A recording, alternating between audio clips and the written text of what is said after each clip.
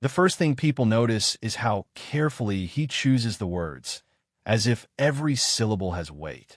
Not a grand declaration, not a headline-ready quote, but a quiet admission that sounds like it came from a place no camera can reach.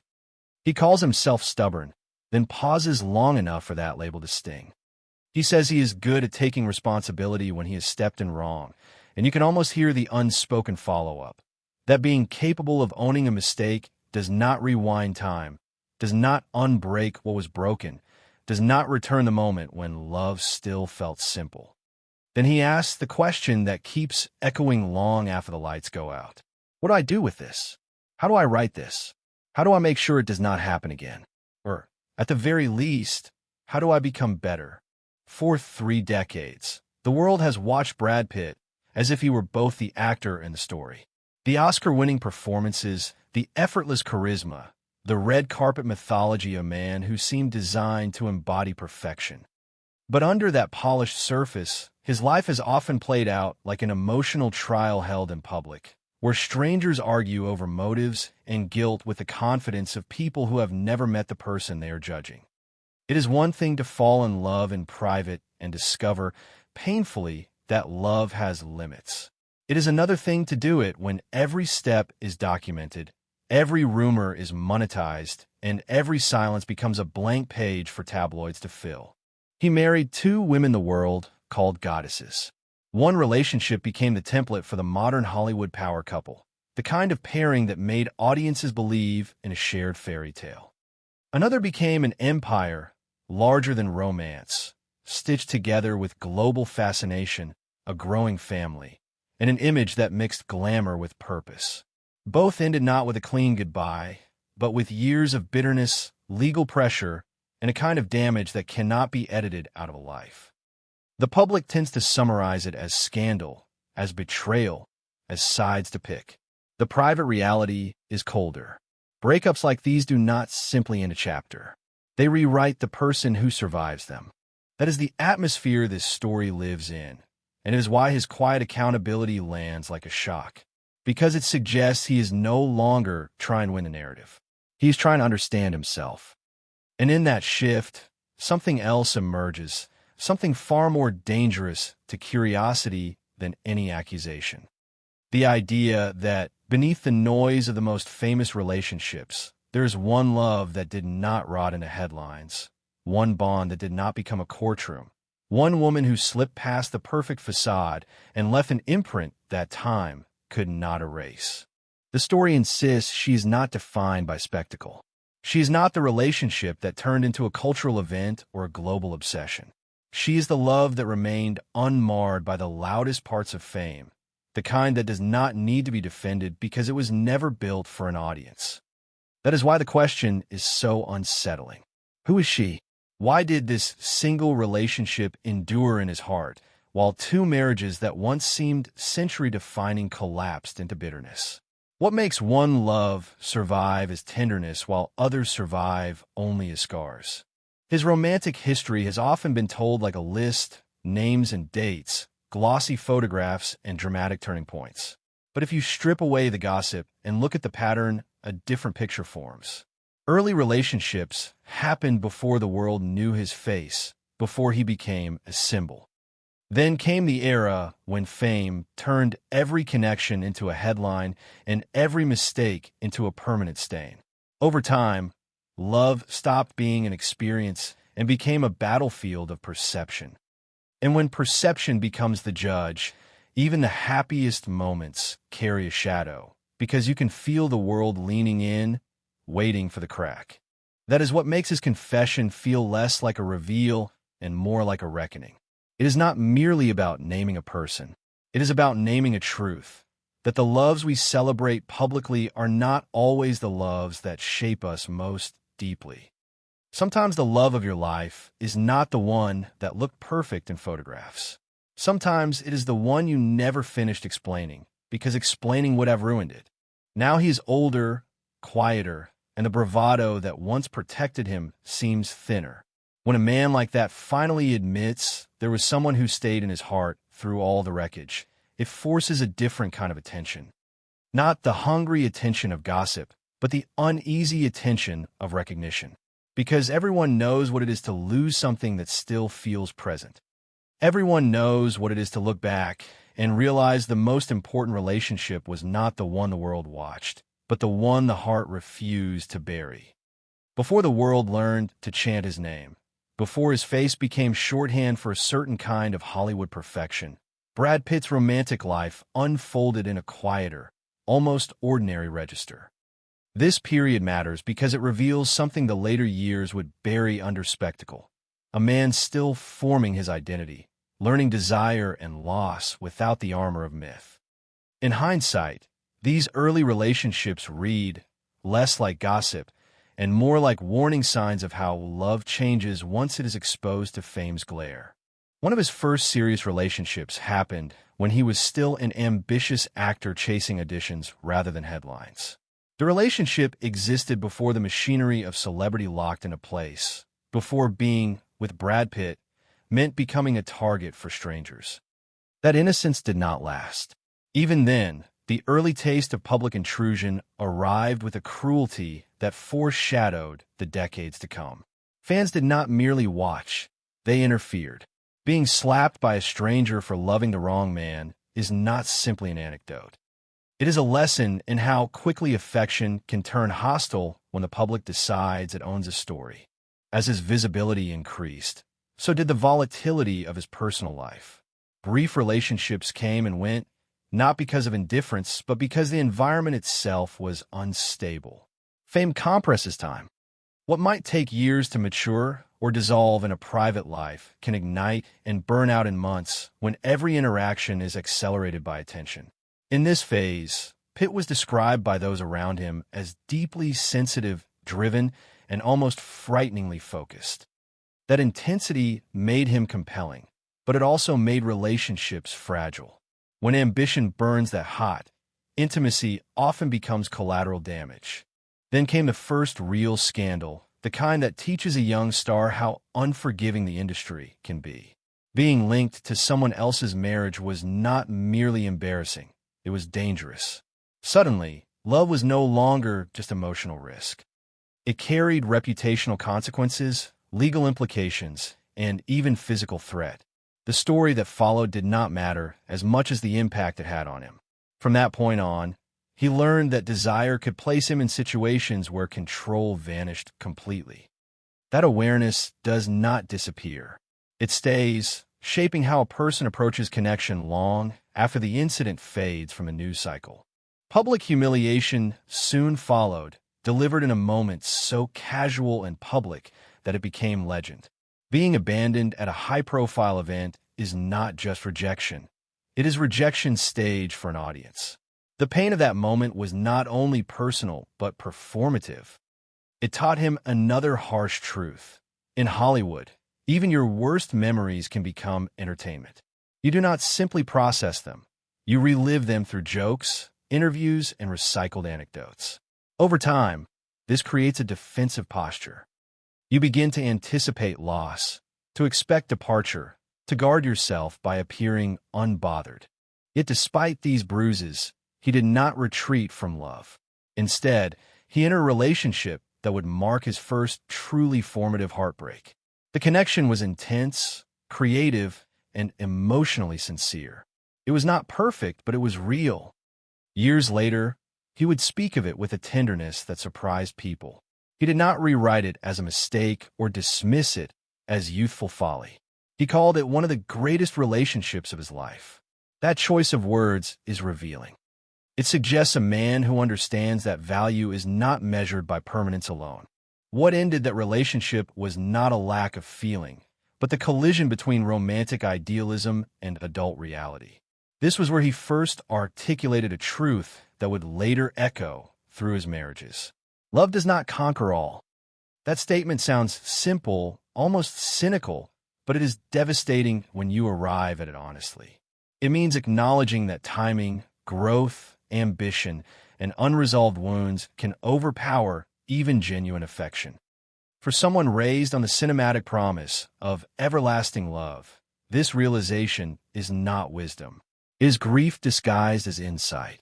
From there, His romantic life entered a phase the public would later romanticize as his golden era. The relationships were glamorous, the imagery flawless, the language soaring.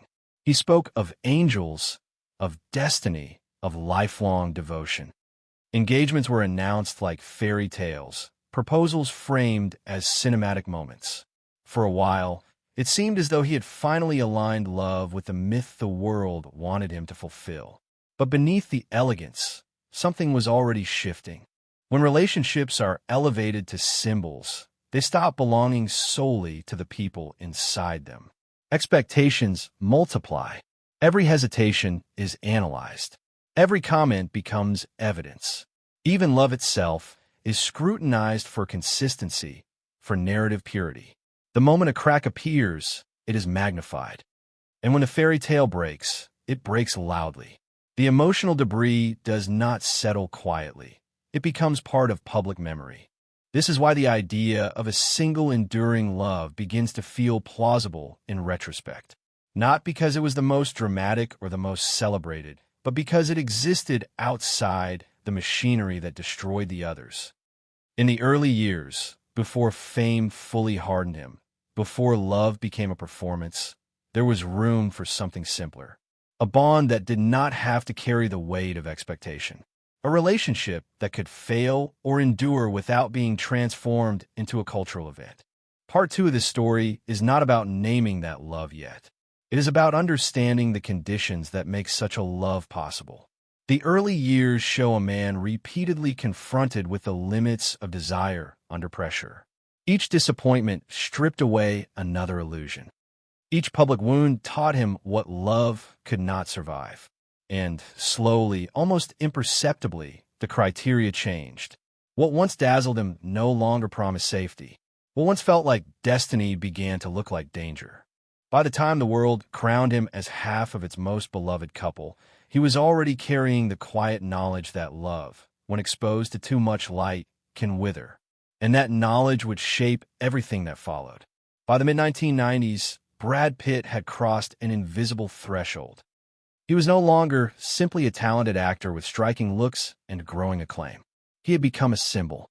And symbols are dangerous things to love, because they are rarely allowed to remain human. This was the period when romance stopped being something he experienced and started being something he represented. Every relationship was no longer judged on intimacy or compatibility, but on what it meant to the public imagination. The relationship that best captured this shift was the one that looked, from the outside, like destiny finally fulfilled. When he entered a highly visible, glamorous romance that culminated in engagement, the world responded with relief. This, it seemed, was the correct story. The beautiful couple, the elegant public appearances, the language of devotion that sounded lifted from screenplay. He spoke of angels and lifelong love, and people believed him. Not because they knew the relationship, but because they needed to believe that someone so visibly blessed could make the fairy tale work. Yet this phase revealed a crucial fracture between appearance and emotional reality. The engagement ended quietly but painfully, and in its wake came an insight that would haunt every chapter that followed. Even when love feels absolute, it can still dissolve under the weight of timing, identity, and unresolved self-conflict. This was not cynicism speaking. It was recognition. The idea that passion and compatibility are not the same thing, and that commitment demands more than intensity. When the engagement ended, it did not collapse into scandal, but the disappointment lingered. What mattered was not the breakup itself, but the realization that even the most perfect relationship could fail without betrayal or cruelty. That truth dismantled the last piece of romantic certainty he had carried into adulthood. From that point on, love would always be shadowed by the question of durability.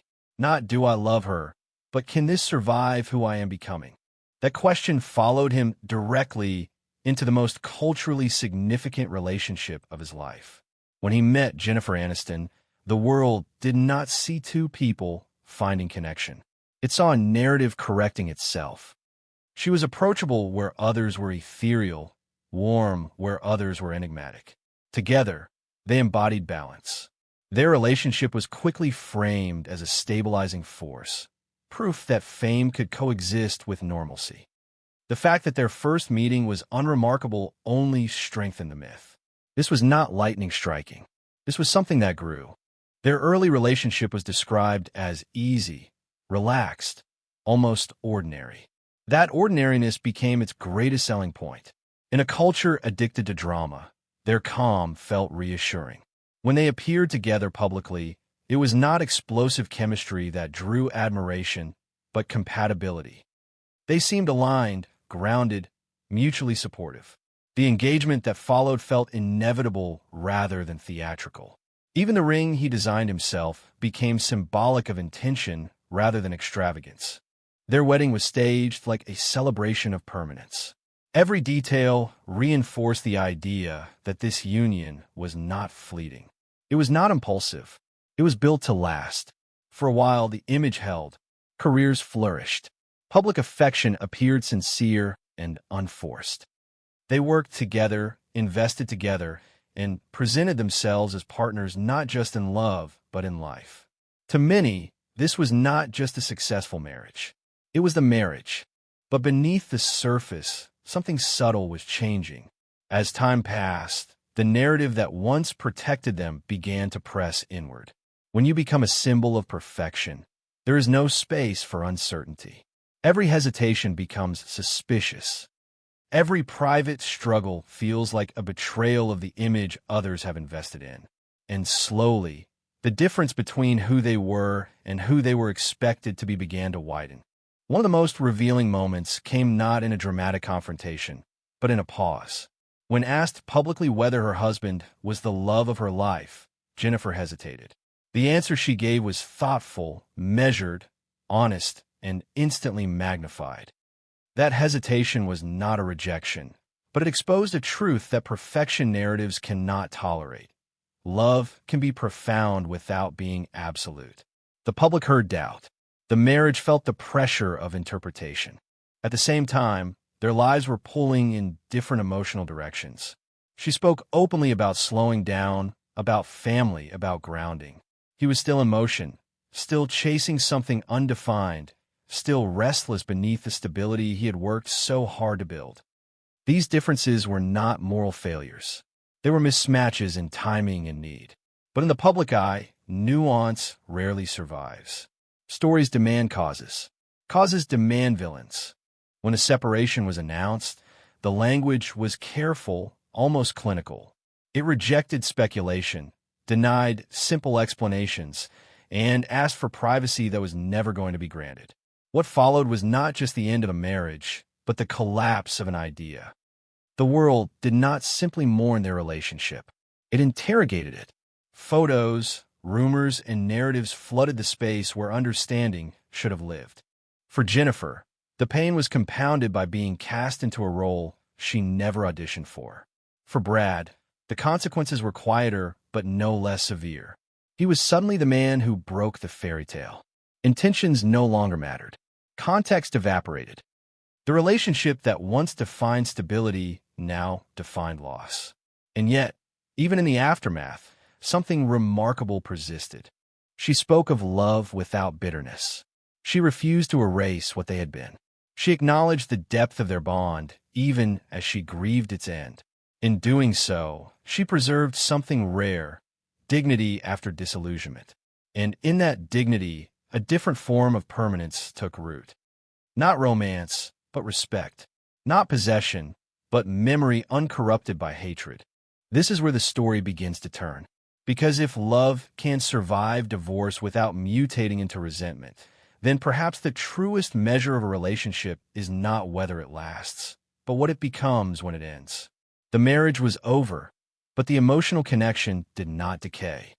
It transformed, and in that transformation, many began to sense that this bond, more than any other, had shaped him most deeply. Yet history was not finished with him. Almost immediately, a new chapter opened, one far louder, far more consuming, and far more destructive. Where the marriage had been defined by balance, the next relationship will be defined by intensity. Where stability once reigned, chaos would soon follow. And the contrast between the two would sharpen the question that now hovered over his entire romantic life. If one love taught him how to be grounded, and another taught him how to be consumed, then which one truly mattered more? The one that burned brightest, or the one that left him capable of standing again after everything collapsed? The next chapter did not enter his life quietly.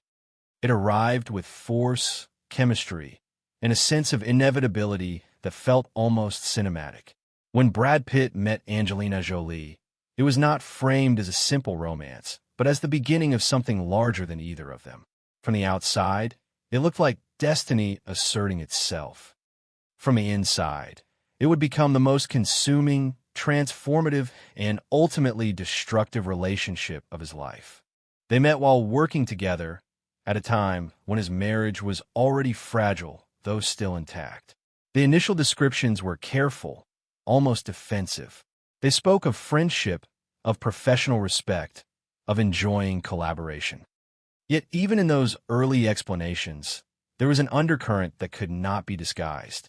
Something had shifted, not suddenly, not recklessly, but steadily enough to feel irreversible.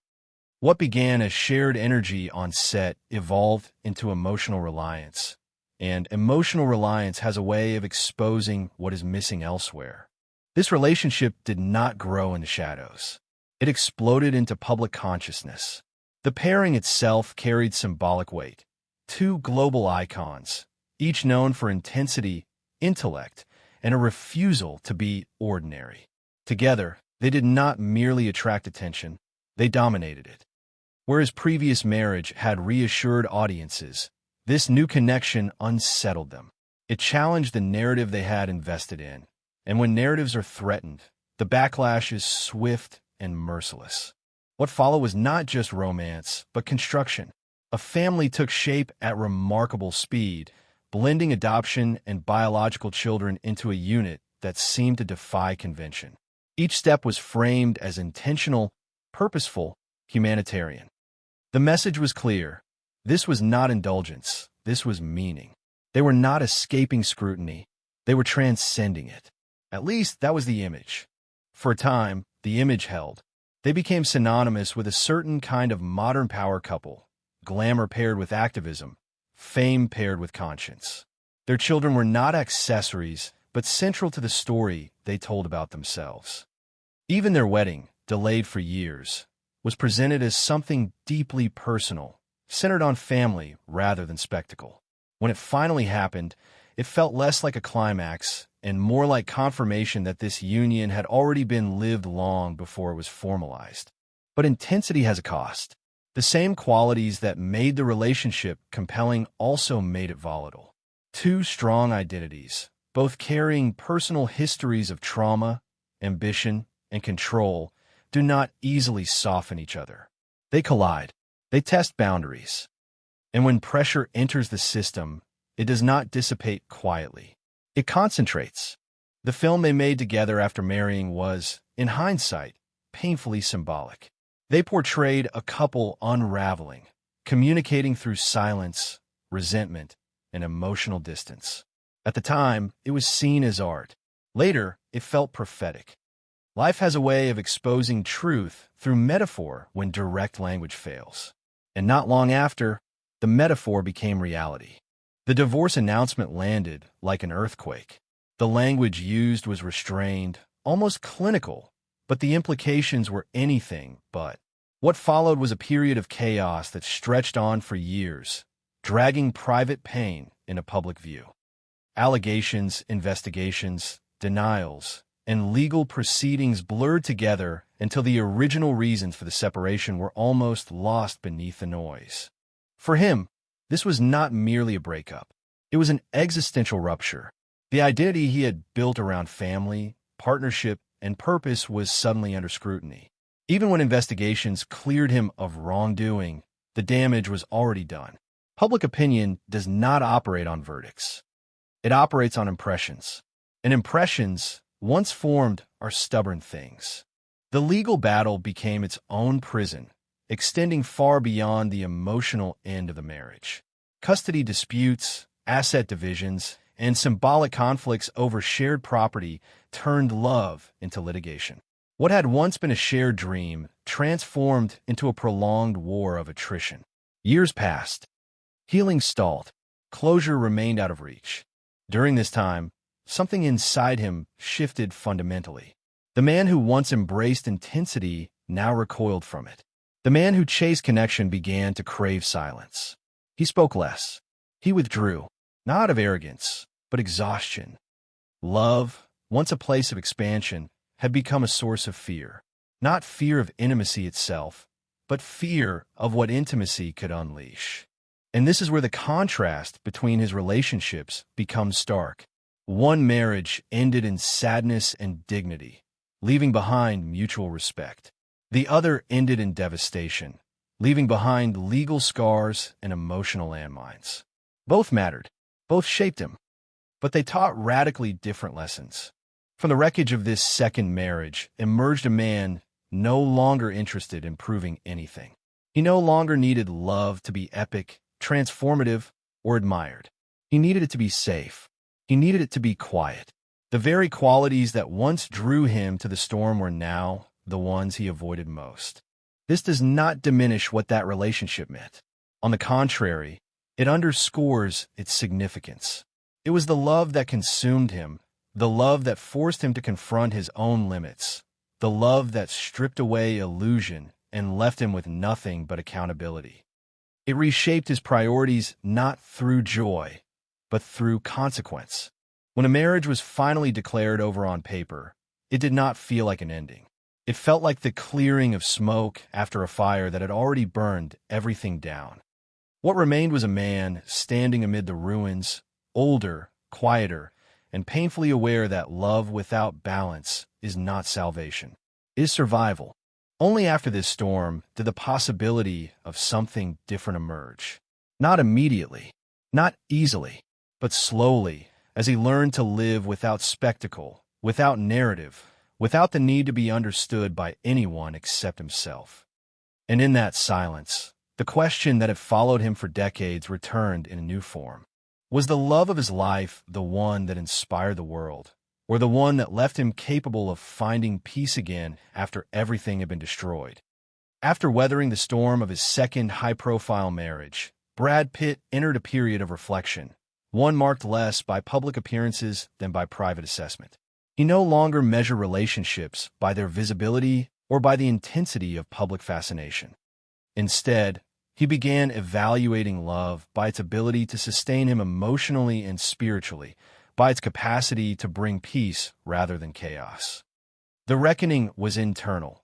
Decades of romantic peaks and valleys had revealed that the truest connection is often invisible to the outside world, shielded from headlines and gossip columns. During this phase, he cautiously explored new relationships, deliberately seeking partners who could challenge him intellectually and emotionally rather than simply reflect his fame. This period included connections that were brief and exploratory, but each encounter revealed more about what he desired in a companion. He was no longer chasing intensity or spectacle. Instead, he sought resonance, someone whose presence encouraged calm, maturity, and authenticity. Every fleeting relationship served as a step toward understanding what love could and could not do for him at this stage of life. In 2018, he was linked to a renowned academic and designer, an unexpected pairing that highlighted his shifting priorities. The relationship was notable not for its longevity or glamour, but for the intellectual compatibility it suggested. Sources described him as drawn to a partner who could engage with his mind and provoke curiosity, a far cry from the whirlwind romance narratives that had previously dominated his life. The public narrative often misconstrued these links as flirtations or rebounds, but for Pitt, they were exercises in self-discovery, markers on the path to stability. The summer of 2020 brought connections with another partner, a model whose interaction with him was described as light and uncommitted, reflecting a cautious approach after years of high-stakes love. The media reported on sightings and interactions, interpreting them as significant, yet insiders stressed the absence of commitment, noting that both parties were still navigating their own recoveries from previous relationships. This was a clear pattern. Pitt was learning to engage with intimacy without succumbing to the pressures of public expectation. By late 2022, a new chapter emerged with Ensda Ramon, a Swiss jewelry designer. Unlike previous high-profile relationships, this connection was grounded in shared experience and mutual understanding rather than spectacle. Both had recently ended significant relationships, and the timing allowed for a cautious yet genuine connection.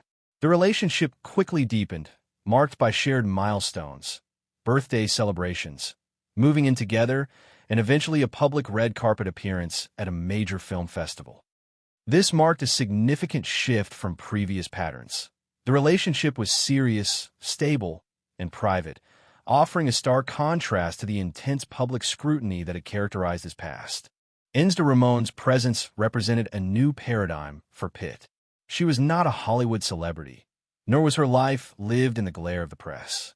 This allowed their relationship to develop organically, free from the relentless comparison to his previous high-profile romances. Friends and sources described her as embodying qualities that brought him joy and peace, reflecting the maturation he had undergone after years of turbulence.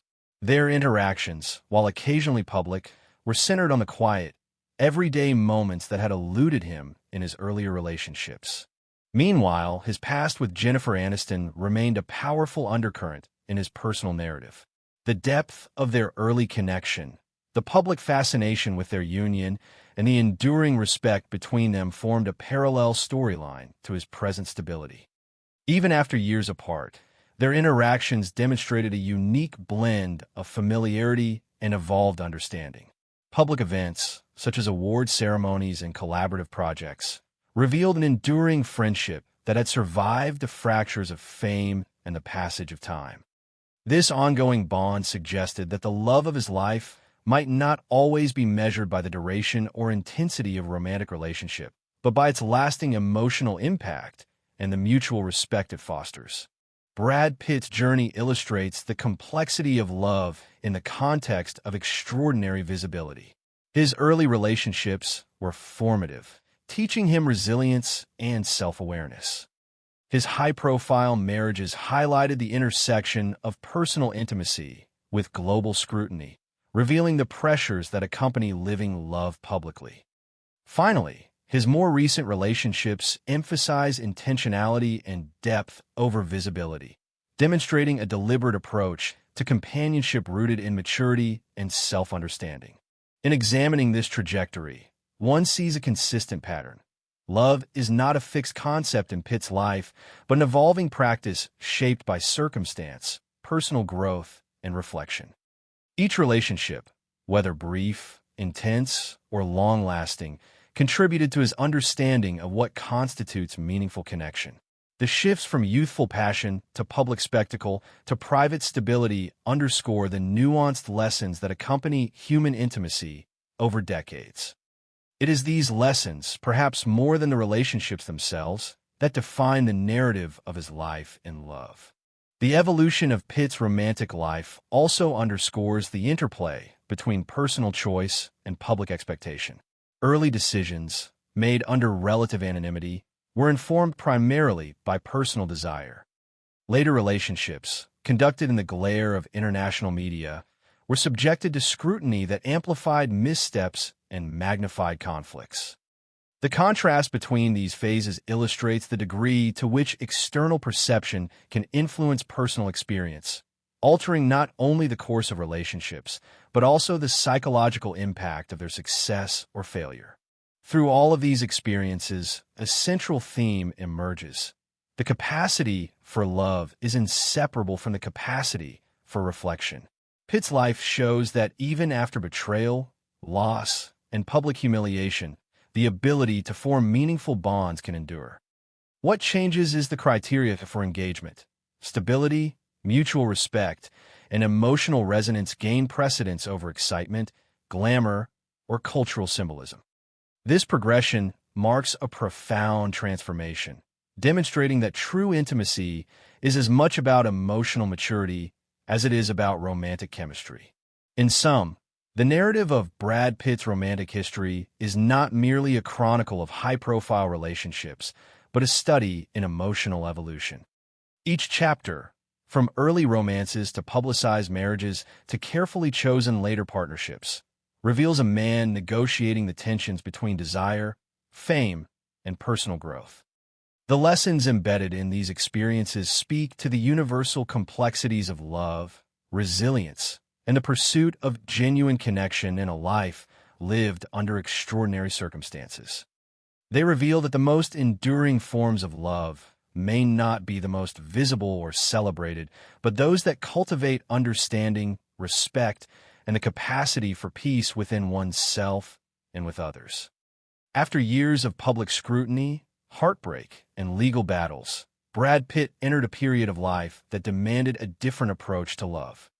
By this stage, he had experienced nearly every conceivable form of romantic intensity: fleeting early crushes, passionate and creative youth relationships, marriages that became cultural phenomena, and a decade-long partnership that dominated headlines and shaped public perception.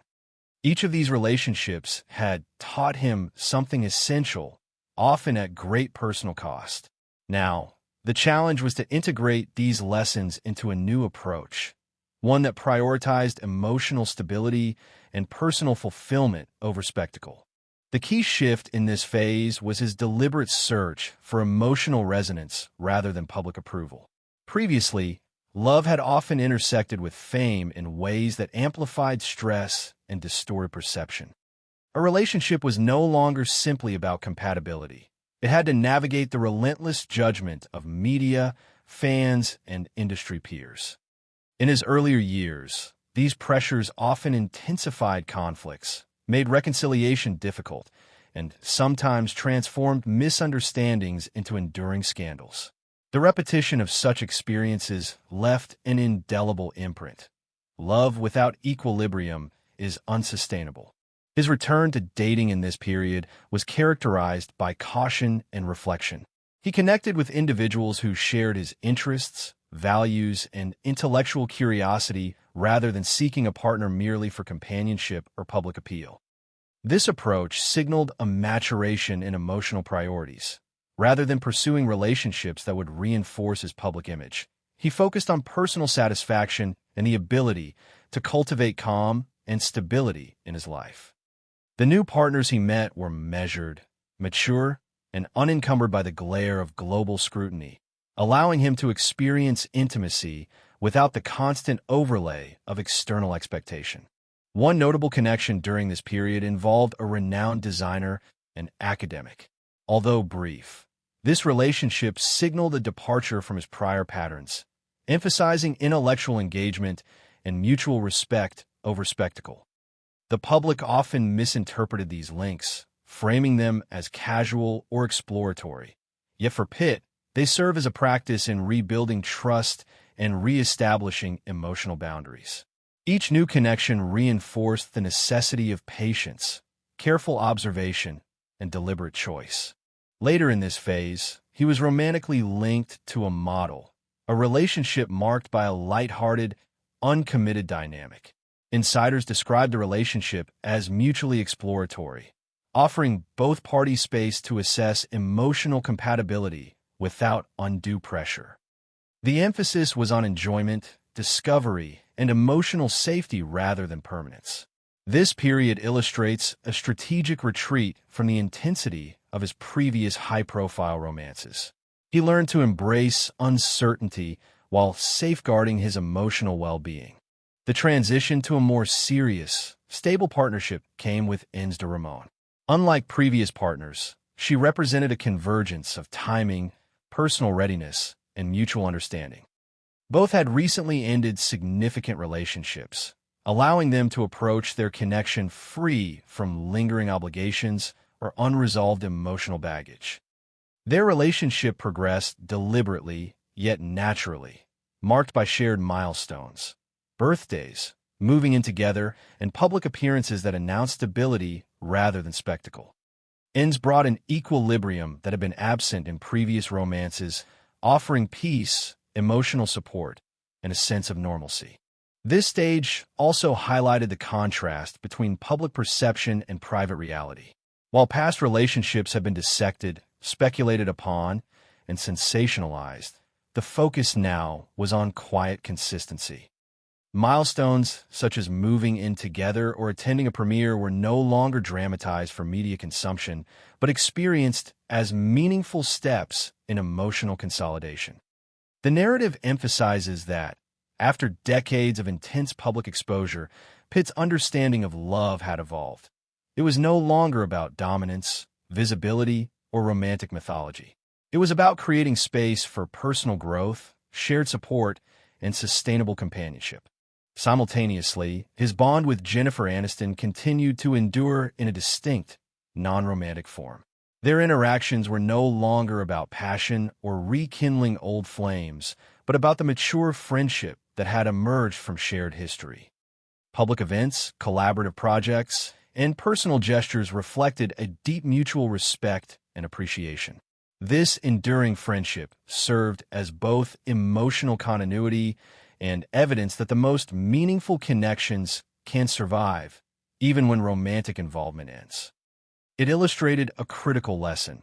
Love does not always require continuity in the traditional romantic sense to remain impactful. This period also underscores how prior romantic turbulence informed current behavior. The early intensity, public exposure, and subsequent devastation cultivated a measured approach. Emotional stability became the defining priority, shaping partner selection, relationship pacing, and public engagement. Pitt's relationships were no longer reactive or performative. They were intentional, reflecting accumulated wisdom, self-awareness, and a desire for sustainable intimacy. Furthermore, these experiences reveal the intersection of self-knowledge and romantic choice.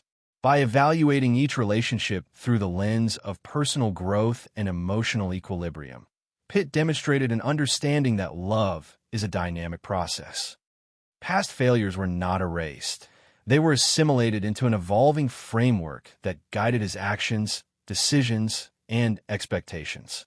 The result is a model of mature relational strategy, deliberate, reflective, and centered on compatibility rather than cultural expectation. Ultimately, this phase represents a synthesis of his experiences. It balances the intensity of youth, the public scrutiny of fame, and the insights gained from decades of relational complexity. The focus shifted from achieving cultural mythos to nurturing personal fulfillment, emotional resilience, and meaningful partnership. In doing so, it reflects a universal truth. The measure of love is not always its visibility or drama, but its capacity to sustain, support, and enrich life quietly and consistently.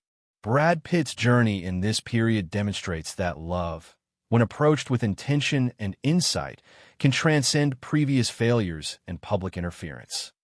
By prioritizing emotional alignment, personal growth, and shared values, he exemplifies a mature approach to intimacy that acknowledges past challenges while embracing the possibility of stability and happiness. This chapter affirms that the most enduring forms of love are those grounded in mutual respect, compatibility, and the quiet joy of companionship, rather than in spectacle, intensity, or societal validation. Following the period of deliberate exploration and cautious commitment, Brad Pitt's life entered a stage where reflection, maturity, and understanding shaped every connection he made. The relationships that had once been defined by intensity, media scrutiny, and dramatic highs and lows gave way to a more measured approach to love, one that prioritized emotional stability and shared values over visibility or glamour. The lessons from earlier experiences, painful breakups, highly publicized marriages, and the turbulence of fame now informed his choices, leading him toward relationships capable of sustaining long-term growth and peace. By this point, Pitt had internalized the harsh truths of celebrity romance. Love cannot thrive under constant observation, and emotional vulnerability must be balanced with protection of self. In contrast to earlier decades, he no longer sought validation from public approval or tabloid narratives. Instead, he sought partners whose presence would foster calm, understanding, and mutual enrichment. Each new connection was measured carefully, ensuring compatibility on emotional, intellectual, and practical levels, rather than being influenced by the allure of fame or public fascination. One of the most significant relationships during this period was with Ensdar Ramon, a Swiss jewelry designer whose quiet presence provided a stark contrast to the chaos of his previous unions. Meeting through a mutual friend after both had exited prior relationships, this connection offered Pitt the stability and calm he had long sought.